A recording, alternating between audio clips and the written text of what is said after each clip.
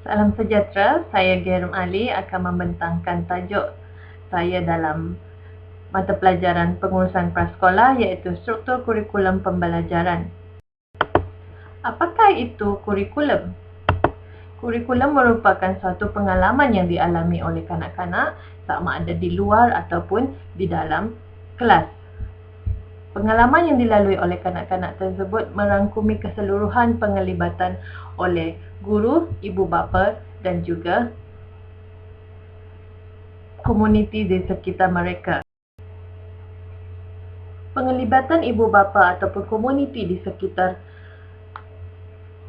kanak-kanak merupakan satu yang penting dalam perkembangan kanak-kanak, di mana permulaan hidup kanak-kanak adalah bersama dengan ibu bapa dan kemudian komuniti yang berada di sekitar kehidupan mereka sebelum mereka melangkah ke alam persekolahan. Pendekatan pembelajaran juga adalah merupakan satu elemen yang paling penting dalam struktur kurikulum pembelajaran kanak-kanak. Dalam pendidikan awal kanak-kanak, pendekatan merupakan suatu yang sangat penting, di mana kita mempunyai pilihan sama ada untuk memilih secara tradisional ataupun secara moden, di mana terdapat pilihan seperti Reggio Emilio, pendekatan Montessori dan sebagainya. Teknologi juga merupakan elemen penting dalam kurikulum kanak-kanak. Pada masa kini, teknologi merupakan satu mata pelajaran penting dalam kurikulum pembelajaran, sama ada di prasekolah maupun di sekolah-sekolah lain. Apabila di sekolah, bermulanya dari rumah dan keduanya adalah dari sekolah, di sekolah mereka akan menjadi lebih rapat kepada guru. Perhatian diberikan lebih oleh guru mereka.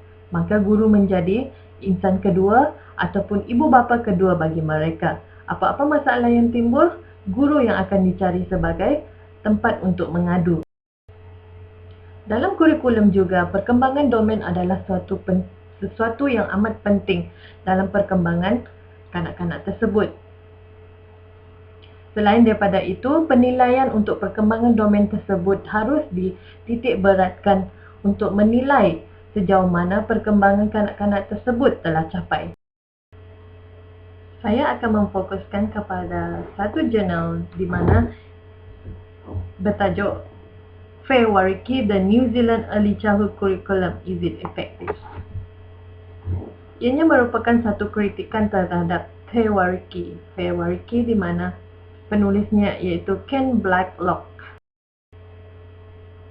Fair Wariki berasal daripada bahasa Maori, iaitu suku kaum di New Zealand, di mana Fair Wariki membawa maksud anyaman ataupun jalinan ataupun gabungan sesuatu.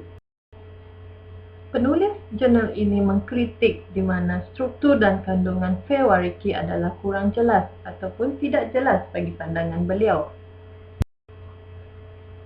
Bagi beliau, Fair Wariki merupakan suatu yang sangat ringkas dan bagi guru-guru, ianya tidak mempunyai panduan yang mendalam tentang bagaimana untuk melakukan suatu pengajaran kepada kanak-kanak prasekolah. Selain daripada panduan kepada guru-guru, latihan dan juga latihan yang berterusan kepada guru-guru juga tidak diberikan. Maka beliau menganggap guru-guru yang mengajar dalam pendekatan Fair Wariki ini tidak mempunyai ilmu tentang pendidikan awal kanak-kanak.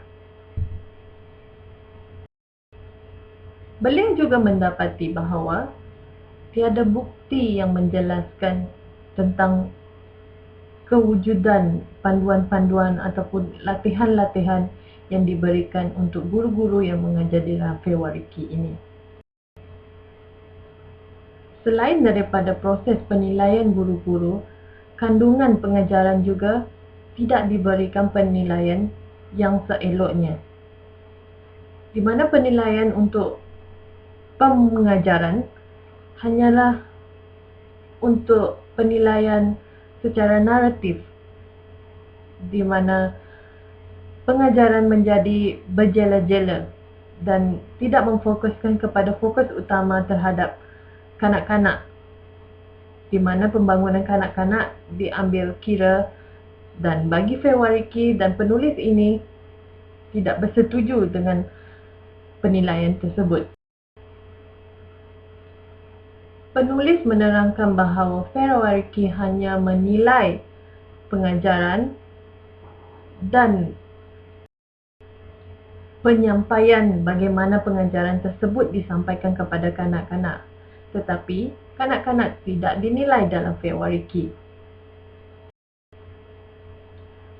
Bagi penulis, penilaian terhadap kandungan pengajaran dan juga terhadap perkembangan kanak-kanak merupakan suatu yang amat penting dalam suatu struktur kurikulum. Jadi beliau menyimpulkan bahawa Fewariki hanyalah di permukaan sahaja dan tidak memfokuskan di mana-mana asesmen ataupun penilaian terhadap kandungan struktur kurikulum pembelajaran dan juga terhadap penyampaian kepada kanak-kanak, dan juga kanak-kanak tersebut tidak dinilai dengan sebaiknya. Jurnal yang kedua merupakan jurnal yang mengkritik semula jurnal yang pertama tadi. Jurnal yang kedua bertajuk Does Fewariki Need Evidence to Show That It Is Effective? Jurnal ini merupakan suatu kertas perbincangan oleh N.B. Smith yang mengkritik semula penulisan Ken Blightlock, di mana beliau mengkritik Fewariki, dan kemudian N.B. Smith akan mengkritik semula adakah Fewariki ini memerlukan bukti untuk menyatakan Fewariki adalah berkesan kepada pengajaran kanak-kanak. Beliau mengkritik bahawa tidak semestinya kita menggunakan penilaian yang secara terus kepada kanak-kanak untuk menilai perkembangan kanak-kanak tersebut. Bagi N.B. Smith, keupayaan kanak-kanak tersebut berinteraksi dan berkomunikasi secara motivasi dan untuk bersosial merupakan suatu komponen yang penting untuk dinilai dalam perkembangan kanak-kanak, dan bukan hanya menilai di atas kertas dan mempunyai checklist untuk dinilai. Beliau juga menyatakan bahawa Fewariki merupakan suatu pendekatan yang selari dengan Vygotsky's teori dan teori Piaget. N.B. Smith menyatakan bahawa Blightlock hanya menjalankan kajian kualitatif dan bukannya kuantitatif terhadap struktur kurikulum pembelajaran dan terhadap kanak-kanak itu secara keseluruhannya, di mana beliau hanya mendapatkan keputusan yang tidak mendalam terhadap Fewariki.